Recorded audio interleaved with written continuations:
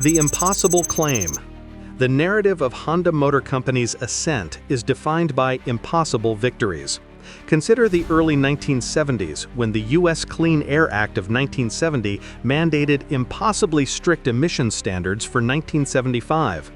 The U.S. Big Three, General Motors, Ford, and Chrysler, fought the regulations, publicly declaring them technically and economically unattainable. Against this global resistance stood Honda, a relatively small foreign automaker still recovering from a near-fatal strategic mistake. Instead of lobbying, Honda developed a revolutionary solution: the compound vortex-controlled combustion (CVCC) engine. This breakthrough allowed Honda to meet the 1975 regulations without expensive catalytic converters. This technical victory begs a question that demands a full explanation. How did a company that was nearly bankrupt just a decade prior possess the engineering integrity to solve the global automotive industry's greatest challenge? The answer lies in a foundational philosophy, the three joys, and a willingness to pivot when failure was imminent. Phase 1, built on belief. The three joys and the Super Cub. Honda's resilience begins with its founder, Soichiro Honda, and his guiding philosophy of the three joys: the joy of creating, the joy of selling, and the joy of buying, customer satisfaction. This mandate ensured that engineers prioritized quality and usefulness, joy of creating, to guarantee the customer was always satisfied, joy of buying. This philosophy led directly to the company's first global hit, the Super Cub. Introduced in 1958 in Japan and 1959 in the US, the Super Cub was engineered for accessibility. It featured a step-through frame for easy mounting and an automatic clutch, requiring no specialized training. It targeted non-enthusiasts, prioritizing ease of use, durability, and economy. This customer-first approach proved Soichiro Honda's manufacturing belief that good products know no national boundaries, and the Super Cub rapidly succeeded across North America, Asia, and South America. Phase 2, the Crucible, the near-death experience. Honda's first major foray into the lucrative American market in the early 1960s resulted in a catastrophic near-failure.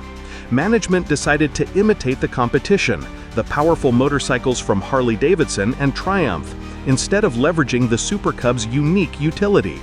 The strategy collapsed almost immediately. Honda produced large bikes intended to compete on price, but they suffered from crucial technical flaws.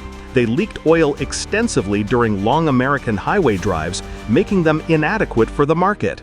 Lacking the resources to fix the bikes locally, the company incurred the massive expense of air freighting faulty machines back to Japan for repair. The U.S. division quickly lost nearly all its available cash, bringing the entire global expansion effort to the brink of insolvency. The accidental pivot. Financial desperation, ironically, became the catalyst for salvation. With cash reserves plummeting, the small inventory of Super Cubs, initially sent to Los Angeles but ignored by management, were put to use by employees for simple errands. The crucial turning point occurred when an employee, out of necessity, took a Super Cub into the hills of West Los Angeles for a joyride. The lightweight bike was incredible for off-road recreation, and spectators immediately asked where they could purchase these dirt bikes. Soon after, a buyer for Sears spotted a riding employee and proposed selling the Super Cub through their catalog. Faced with existential failure, management abandoned their prestige-driven, failing strategy and embraced the accidental, data-driven reality of the recreational market. This desperate pivot saved the company and created an entirely new market segment in America. Phase 3, cultural conquest. The success of the Super Cub was constrained by a massive cultural barrier. In the 1950s and 60s, motorcycling in the US was largely associated with a negative hoodlum stereotype. To capitalize fully on the new market, Honda had to sell more than just a bike. They had to sell a new image. The Nicest People campaign. In 1962, Honda launched its legendary "You Meet the Nicest People on a Honda" campaign. The advertisements featured normal, everyday people, housewives, parents, and respectable members of society happily riding the small bikes. The visuals were vibrant and emphasized riding as a happy, social activity.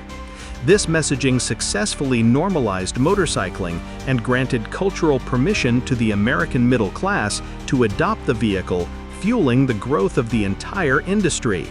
Simultaneously, Honda ensured its brand wasn't pigeonholed as merely inexpensive utility by aggressively competing in Formula One motor racing, achieving consistent success and winning multiple world championships. This dual strategy, utility for the mass market and elite engineering for aspiration, cemented Honda's technical credibility across the market. Phase 4. Technological Supremacy. The CVCC engine. Honda's ultimate test came with the 1970 Clean Air Act.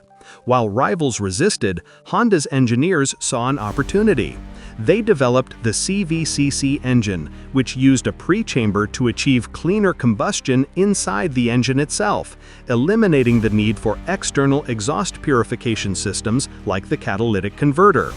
The key advantage was the engine's practicality.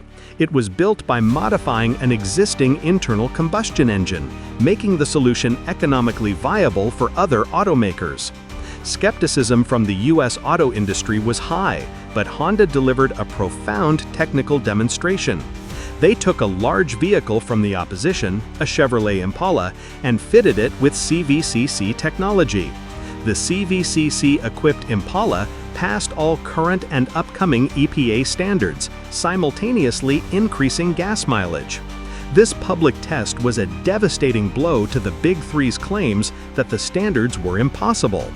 In a final demonstration of its engineering authority, Honda licensed the CVCC technology widely to competitors, including Toyota, Ford, and Chrysler, solidifying its position as a global leader in responsible innovation. Conclusion: the legacy blueprint. Honda's growth is a blueprint for audacity, building a product on core values, Super Cub utility, enduring catastrophic failure when those values are ignored, the large bike imitation, pivoting rapidly based on field data, the Super Cub joyride, transforming culture, the nicest people, and ultimately securing market dominance through undeniable technological superiority, CVCC.